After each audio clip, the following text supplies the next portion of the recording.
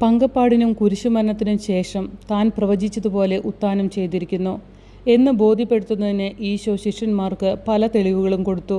40 ദിവസം താൻ അവരോടുകൂടി ഇരിക്കണമെന്നായിരുന്നു പിതാവിൻ്റെ നിശ്ചയം. അക്കാലം കഴിഞ്ഞു. ഈശോ അവരെ വിട്ടുപിരിഞ്ഞു പോകേണ്ട സന്ദർഭമായി. ഇനി അവിടത്തേക്ക് തൻ്റെ പിതാവിൻ്റെ അടുക്കിലേക്ക് പോകണം. അവസാനമായി ഒന്നിച്ചൊരു ഭക്ഷണം കഴിക്കാൻ വേണ്ടി ഈശോ അവരെ ക്ഷണിച്ചു. മേശയ്ക്കിരിക്കുമ്പോൾ ഈശോ അവരോട് പറഞ്ഞു, ജെറുസലേം വിട്ടു പോകരുത്. എന്തുകൊണ്ടെന്നാൽ അവിടെയാണ് പിതാവിൻ്റെ വാഗ്ദാനം നിറവേറ്റപ്പെടാൻ പോകുന്നത്. ആശ്വാസദായകനായ പരിശുദ്ധാരൂപി നിങ്ങളുടെ മേൽ ആവസിക്കുവാൻ പോകുകയാണ്. യോഹന്നാൻ വെള്ളം കൊണ്ട് ജ്ഞാനസ്നാനപ്പെടുത്തി. മേലാൽ നിങ്ങൾ പരിശുദ്ധാരൂപിയാൽ ജ്ഞാനസ്നാനപ്പെടും. ഈശോ തൻ്റെ അവസാനത്തെ സന്ദേശം നൽകുകയാണെന്ന് അവർക്ക് മനസ്സിലായി. ലൗകിക രാജ്യത്തിലാണ് അവരുടെ മനസ്സ് അപ്പോഴും തങ്ങി നിന്നിരുന്നത് എന്നവരുടെ സംസാരം കൊണ്ട് വ്യക്തമായി. കർത്താവെ, അവിടുന്ന് ഇപ്പോൾ ഇസ്രായേലിൻ്റെ രാജ്യം പുനഃസ്ഥാപിക്കുവാൻ പോകുകയാണോ? അവർ ചോദിച്ചു. അവരുടെ തെറ്റായ ധാരണ തിരുത്താൻ ഈശോ ശ്രമിച്ചില്ല.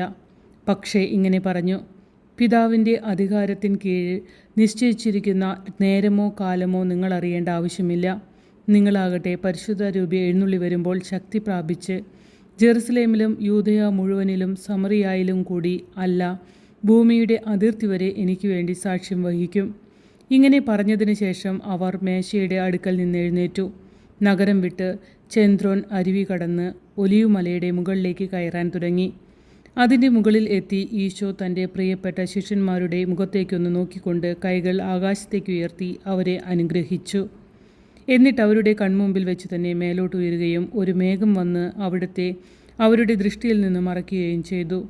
സ്വർഗത്തിലേക്കുള്ള അവിടുത്തെ ഈ യാത്ര കണ്ട് ആകാശത്തിലേക്ക് അവർ മിഴിയിളക്കാതെ നോക്കിക്കൊണ്ട് നിൽക്കുമ്പോൾ ശുഭവസ്ത്രധാരികളായ 2 പേർ അവരുടെ അടുക്കൽ നിന്നുകൊണ്ട് ഇങ്ങനെ പറഞ്ഞു, ഗലീലിയക്കാരെ, എന്തിനു നിങ്ങൾ ഇങ്ങനെ ആകാശത്തിലേക്ക് നോക്കി നിൽക്കുന്നു?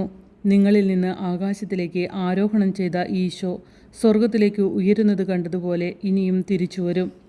അവരോ അവിടുത്തെ നോക്കി നിന്ന് കുമ്പിട്ട് ആരാധിച്ചതിന് ശേഷം ജെറുസലേമിലേക്ക് മടങ്ങി.